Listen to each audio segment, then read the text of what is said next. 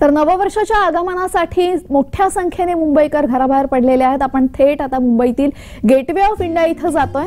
Gateway of India इथली दृश्य आपल्याला बघायला मिळतात। गेटवे ऑफ इंडिया इथे सुद्धा मोठ्या प्रमाणात नागरिकांनी गर्दी केली होती नववर्षाच्या स्वागतासाठी। मरीन ड्राइव्ह पाठोपाठ गेटवे ऑफ इंडियाची ही दृश्य आपल्या स्क्रीनवर आपल्याला दिसतायत। इथे मोठ्या प्रमाणात नागरिक बोटीने प्रवास करतायत।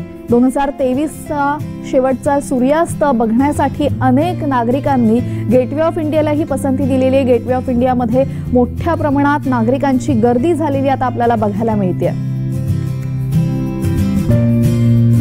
नववर्षाच्या स्वागतासाठी गेटवे ऑफ इंडियावर गर्दी पाहायला मिळते। सर्वच ठिकाणी नागरिक गर्दी करत असून 2023ला ते निरोप देतात आणि 2024चं उत्साहात स्वागत करण्यासाठी मुंबईकर तयार असल्याचं दिसतंय।